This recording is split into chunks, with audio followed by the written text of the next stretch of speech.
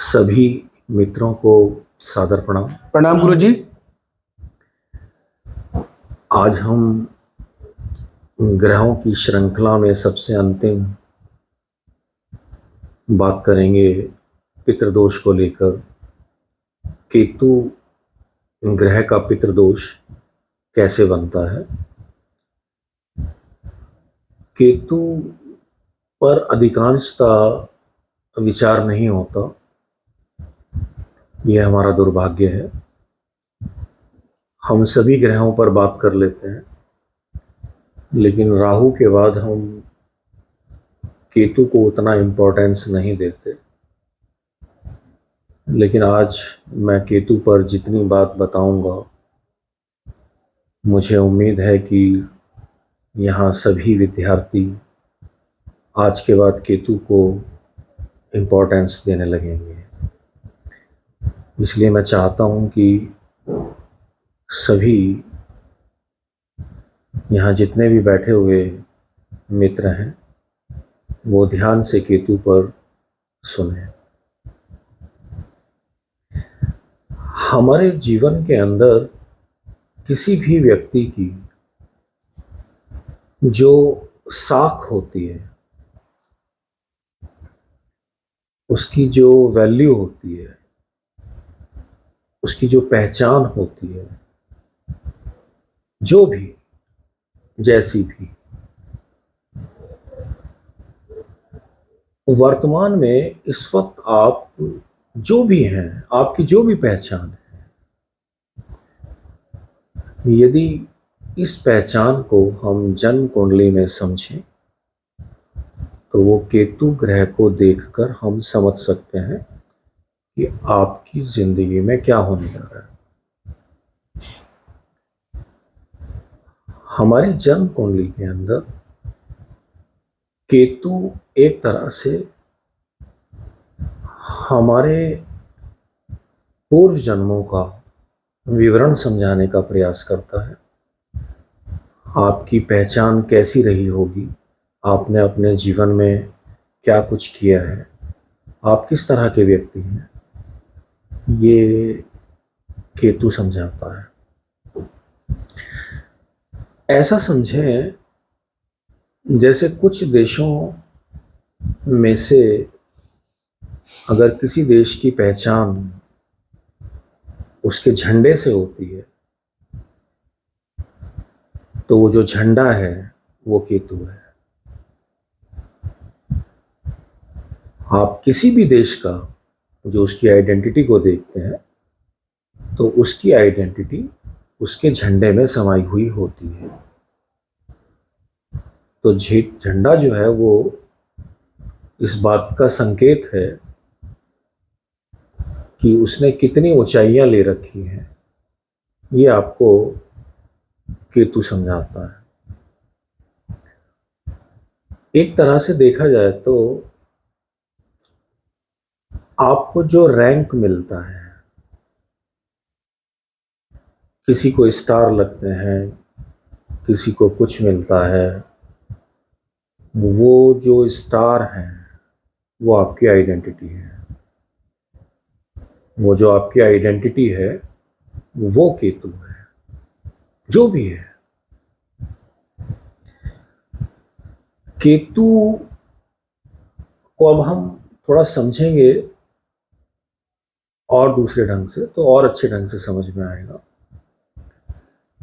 गर्दन से जो नीचे का हिस्सा है आपके पैर की उंगली तक का, वो केतु है।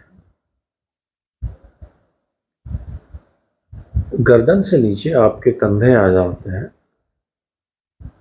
ये कंधे इस बात का संकेत है कि आपके कंधों में कितनी जिम्मेदारी लेने का दम है। आपके जो कंधे हैं वो कितना दम रखते हैं और आप कितनी जिम्मेदारियों को निभाने में सक्षम हैं। अगर इसे समझना हो तो हमें केतु को समझना होता है। ये जो कंधे हैं ये एक तरह से देखा जाए तो मंगल का संकेत है। जन्म कुंडली के अंदर केतु की जो शक्ति है वो अगर समझनी है तो हमें मंगल ग्रह को समझना होगा। मंगल जन्म कुंडली में कैसा है तो हम केतु का विवेचन अच्छे से कर सकते हैं। इसके थोड़ा नीचे आएंगे अगर हम, तो आपका हृदय है। इस हृदय के अंदर, आपके जीवन के अंदर प्रेम, भक्ति, करुणा, दया और देखा जाए तो माफ करने की जो अक्षमताएं हैं, आपकी जिंदा दिली, आपका साहस, ये सब जब हम देखते हैं तो ये आपके हृदय से समझा जाता है। आपकी भावनाएं, जैसा केतु होगा आपकी जन्म कुंडली के अंदर, वैसी आपकी हृदय की अक्षमताएं होंगी, अच्छी या बुरी। अभी ऐसा समझें, आप थोड़ा और नीचे आते हैं तो आपके लीवर, आपकी किडनी, आपका पाचन तंत्र, ये आपका नाभि मंडल, ये सब केतु के अंतर्गत आता है। आपका जैसा केतु होगा, आपका पाचन तंत्र भी वैसा ही होगा, आपका नाभि मंडल वैसा ही होगा। अब जब हम पाचन तंत्र की बात करते हैं तो हम ज्योतिष में इसे बुध से देखते हैं। तो वो कहने का मतलब है कि बुध ग्रह भी जैसा आपकी कुंडली में होगा, केतु आपका उसी तरह से देखा जाएगा। और बुध ग्रह को समझने के लिए हमें गुरु को समझना होता है। ये केतु आपकी संतान का भी कारक है। आपकी जन्म कुंडली के अंदर संतान में भी पुत्र संतान की जब हम बात करेंगे, आपका पुत्र जैसा भी होगा, जैसी पुत्र संतान होगी, वो आपकी जन्म कुंडली में जैसा केतु होगा वैसी आपकी पुत्र संतान होगी या नहीं होगी, ये आपका केतु बताएगा। पुत्र संतान को एक तरह से देखा जाए तो हम गुरु से भी देखते हैं। दूसरी बात, केतु को हमने मोक्ष का कारक माना। मोक्ष का अर्थ होता है मुक्ति। आप जब फ्री हो जाएं, आप जब किसी बात के बंधन से मुक्त हो जाएं, और ये बंधन जो आपके जीवन में चल रहा है, जो कन्फ्यूज़न आपके जीवन में चल रहे हैं, इन कन्फ्यूजन्स को जो दूर करते हैं वो हैं गुरुदेव। जब आपके जीवन में सत्य उतरता है तो आपके कन्फ्यूज़न दूर हो जाते हैं, और जैसे ही आपके जीवन से कन्फ्यूज़न दूर होते हैं, सत्य आपको समझ में आने लगता है, तो वही आपके जीवन का मोक्ष है। आपका जैसा ज्ञान होगा, आपके जीवन में जितना आपका शिक्षा का स्तर हो, शिक्षा के स्तर का मतलब डिग्रियों से बिल्कुल नहीं है। आप कितना सत्य के करीब हैं, ये बात गुरुदेव समझाएंगे। ये आपके जीवन में गुरु का अर्थ समझ में आएगा तो सत्य समझ में आएगा। तो केतु जैसा है ये गुरु पर निर्भर है। आपके कुंडली के अंदर जैसे गुरु होंगे वैसा केतु होगा। ऐसा समझें कि केतु को अगर आपने अच्छे ढंग से समझना है तो जन्म कुंडली के 3 ग्रह, गुरु, मंगल और बुध, ये जन्म कुंडली में जैसे होंगे वैसे आपके जीवन में केतु होगा। मैं केतु पर एक और थोड़ा नए ढंग से समझाना चाहता हूँ, जो शायद बहुत लोग नहीं जानते हैं, और हो सकता है जानते भी हों, लेकिन मैंने कहीं सुना नहीं, देखा नहीं और पढ़ा भी नहीं। लेकिन ये मैं आपको बताना चाहता हूँ। हमारी जो स्पाइन है, हमारी जो रीढ़ है, ये भी केतु के अंतर्गत आती है। और आपकी स्पाइन, ऐसा समझें, आपकी शरीर का जो भी ढांचा है, जो भी सिस्टम है, वो सारा आपकी रीढ़ से कनेक्ट है। अब मैं आपको एक नई बात इसमें और बता दूं। हमारी रीढ़ के अंदर 26 हड्डियां होती हैं, और जो 27वीं हड्डी है उसको कॉक्सिक्स बोलते हैं। और हमारे नक्षत्र वो 27 है। एक एक हड्डी एक एक नक्षत्र को लिए हुए है। और फिर हमारी जो रीढ़ है, इसके जो वक्ष भाग हैं वो 12 हैं। तो हमारी जो राशियां होती हैं वो 12 हैं। हमारे रीढ़ को जो पूरे शरीर के अंदर, आपके पैर की उंगली से लेके और आपके सिर तक 767 ऐसे पॉइंट हैं जो बहुत सेंसिटिव हैं। यदि ये सक्रिय हो जाए तो आपके चक्र एक्टिव होने लगते हैं। हमारे 7 ग्रह हैं तो हमारे 7 ही चक्र हैं। आपको सुनकर आश्चर्य होगा और खुशी भी होगी, ये सब केतु के अंतर्गत आते हैं। सब केतु के अंतर्गत आते हैं। आपकी कुंडली के अंदर केतु इतना इंपॉर्टेंट, इतना महत्व रखता है कि वो ये समझाता है कि हमारे जीवन के अंदर जितना भी तंत्र मंत्र का महत्व है वो बिना केतु के संभव नहीं है। आज एक और बात सुनकर आपको थोड़ा अच्छा लगेगा। कोई भी तंत्र और कोई भी तांत्रिक अगर वो ज्योतिष नहीं जानता है तो सब पाखंड है।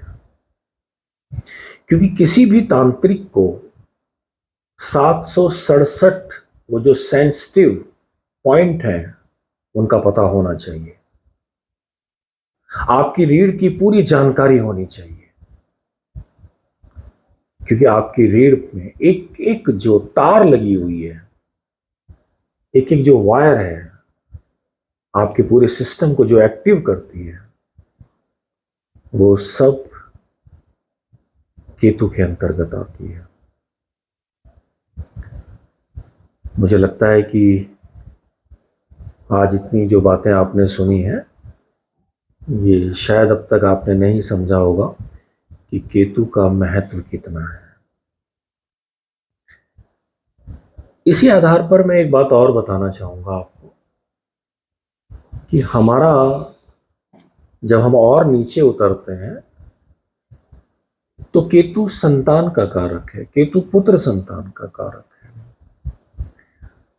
किसी भी बच्चे के अंदर जो 15 साल से लेके और 22 साल तक की जो उसकी उम्र होती है,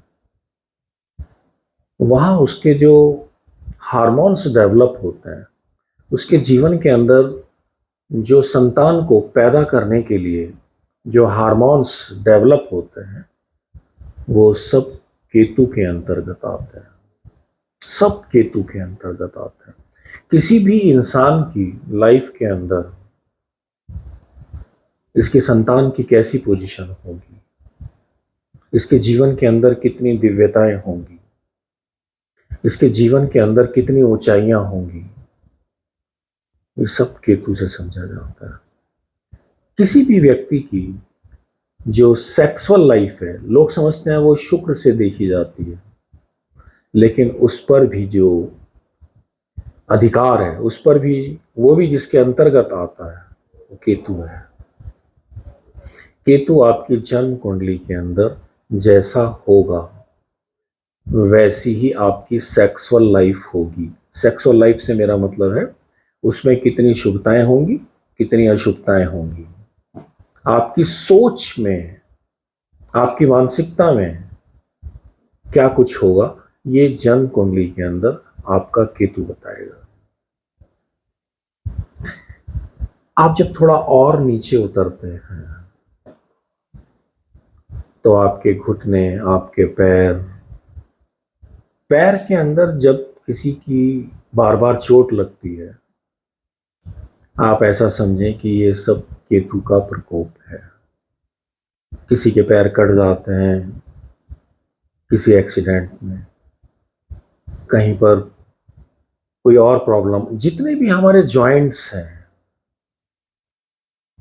वो सब केतु के अंतर्गत आते हैं। ये मैंने इसलिए बताया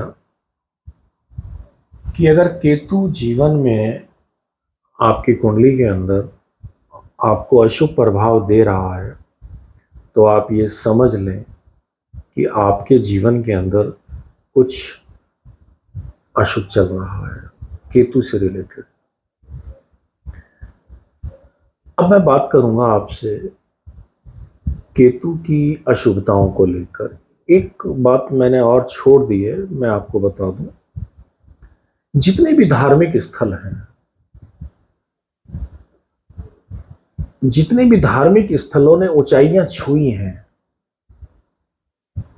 क्योंकि केतु गुरु पर निर्भर है और गुरु का मतलब है जितने भी धार्मिक स्थल है। धार्मिक स्थल का आप अर्थ समझते हैं? धार्मिक स्थल का अर्थ होता है जिसने धर्म की ऊंचाइयों को छुआ हो, और धर्म का अर्थ है जिसने ज्ञान की ऊंचाइयों को छुआ हो। तो हमारे यहाँ धार्मिक स्थल जहां जाकर आपको सत्य का अनुभव हो, वो धार्मिक स्थल। ये जो लोग अपने जीवन के अंदर जिम्मेदारियों से बचने के लिए साधु बन जाते हैं, भगौड़े हो जाते हैं, या कहें कि ये कुछ ऐसे वस्त्र धारण कर लेते हैं जिससे लोग इनको एक तरह से देखा जाए तो साधु मानने लगते हैं, ये सब अशुभ केतु के संकेत हैं। जिसने अपनी सामाजिक जिम्मेदारियों को छोड़ दिया, अपने परिवार की जिम्मेदारियों को छोड़ दिया, और उस जिम्मेदारी को इसलिए छोड़ दिया क्योंकि वो निभा नहीं सकता, और वो इस सबसे बचकर साधु बन गया, ये अशुभ केतु के संकेत हैं। जितने भी धर्म के नाम पर लोग पाखंडवाद में उलझे हुए होते हैं, ये सब अशुभ केतु के संकेत हैं। जितना भी आपके जीवन के अंदर ईर्ष्या है, जितना भी आपके जीवन के अंदर इरिटेशन है, जितना भी आप दूसरों को लेकर उनका बुरा सोचते हैं, जेलस भावना रखते हैं, ये सब अशुभ केतु के संकेत हैं। शुभ केतु यानी कि गुरु अच्छे हैं, अशुभ केतु यहाँ गुरु खराब हो गए, बुध खराब हो गए, बुद्धि खराब हो गई। अशुभ केतु वाला व्यक्ति बहुत डरपोक होगा। अशुभ केतु वाला व्यक्ति एक तरह से देखा जाए तो डिप्रेशन का शिकार होगा। उसके जीवन के अंदर एक यही सब चलता रहेगा कि किसी ने मेरे ऊपर टोने टोटकों में बड़ा उलझा रहेगा, उल्टे सीधे कामों में उलझा रहेगा। ऐसा व्यक्ति उन सब के चक्कर में बहुत जल्दी आ जाता है, जो कहते हैं कि आज ये करो और कल तुम्हारे जीवन में ऐसा हो जाएगा। ऐसे लोग वहां जल्दी उलझ जाते हैं, जो कहते हैं कि आप 2 रुपए लगाओ और कल को आपको 20 मिल जाएंगे, आप 10 रुपए लगाओ और आपको 1,000 मिल जाएंगे। ये जो लोभ है, कच्चा लालच है, ये सब अशुभ केतु के संकेत हैं। हमारे जीवन के अंदर हमारे पूर्वजों में जब कुछ ऐसे पूर्वजों ने गलतियां की होती हैं, जिन्होंने अपनी जिम्मेदारियों को सही ढंग से नहीं निभाया होता है, वो अशुभ केतु का दोष आने वाली पीढ़ियों को भी दे जाते हैं, या भाग जाते हैं, भगौड़े हो जाते हैं, किसी भी कारण से भाग जाएंगे। अशुभ केतु वाले व्यक्ति एक तरह से देखा जाए तो दूसरों में कमियां बहुत निकालते हैं, दूसरों को हमेशा क्रिटिसाइड करके चलते हैं। उनको लगता है कि, और घर के अंदर तो सबसे ज्यादा, बाहर वाले तो सुनते नहीं उनकी।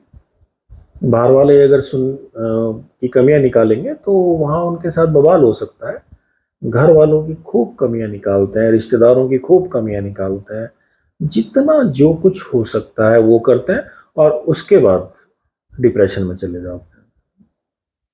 अगर कोई इनको नहीं सुनता है तो डिप्रेशन में चले जाएंगे। एक तरह से देखा जाए तो जिसकी कुंडली के अंदर गुरु खराब हो जाएंगे, बुध खराब हो जाएंगे, मंगल खराब हो जाएंगे, ऐसा व्यक्ति डिप्रेशन में जाएगा। अशुभ केतु एक तरह से देखा जाए तो आपको वो सारी बीमारियां देगा। आपको रीढ़ की प्रॉब्लम दे सकता है, आपको लीवर की प्रॉब्लम दे सकता है, आपको मानसिक स्थिति को मानसिक रोगी बना सकता है, आपको कंधों की प्रॉब्लम दे सकता है, आपका पाचन तंत्र खराब कर देगा, आपके घुटनों की प्रॉब्लम, आपकी पैरों की प्रॉब्लम, ये सारी समस्याएं आपको अशुभ केतु देता है। आपकी बुद्धि जितनी भ्रष्ट हो जाए और आपको कुछ भी समझ में ना आए, आपको बार बार लगे घर से निकल जाऊं तो ज्यादा अच्छा होगा, ये जो भागने की, जिम्मेदारियों से भागने की ये जो प्रवृत्ति बन जाती है, ये अशुभ केतु। परिवार के अंदर जब कुछ पूर्वज किन्हीं भी कारणों से साधु बन जाते हैं, घर की जिम्मेदारियों से बचने के लिए, या घर से भाग जाते हैं, या एक तरह से देखा जाए तो किसी नशे की हालत में लिप्त होकर कहीं चले जाते हैं और घर की जिम्मेदारियों से उन्हें कोई लेना देना नहीं होता है, समाज की जिम्मेदारियों से उन्हें कोई लेना देना नहीं होता है, तो ये अशुभ केतु के संकेत हैं, जो हमारी आने वाली पीढ़ी पर भी आ जाते हैं। कल से मैं सभी ग्रहों के निवारण पर बात करूंगा। एक तरह से देखा जाए तो फिर भी मैं केतु के निवारण के लिए इतना ही कहूंगा, साल में हर किसी को,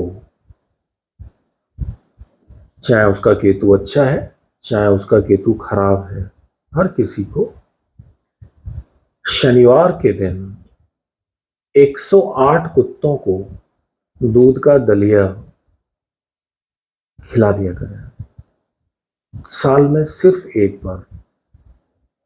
दूसरा, शनि और मंगलवार के दिन कुत्ते को रस खिला दिया करें, और जहां कहीं भी संभव हो आप केले का दान कर सकते हैं, केले बांट सकते हैं। आपको केतु से संबंधित कुछ वो लाभ मिलने लगेंगे जो जिनको लेके आप बहुत परेशान चल रहे हैं। बाकी मैं केतु पर जब विशेष रूप से समझाऊंगा, इसकी रेमेडीज को लेकर, इसके उपायों को लेकर, इसके निवारण को लेकर, तो वो मैं अलग से एक वीडियो बनाऊंगा। मुझे उम्मीद है कि आज हमने केतु को थोड़ा समझने की कोशिश की होगी। जी गुरुजी। आज बस इतना ही रखते हैं। धन्यवाद गुरुजी। आने वाले कल में अब मैं रेमेडीज के सभी ग्रहों को समझाने की कोशिश करूंगा, उनके उपाय, उनके निवारण, जो सरल ढंग से हर कोई कर सके, मेरा प्रयास होगा। धन्यवाद गुरुजी। सादर प्रणाम।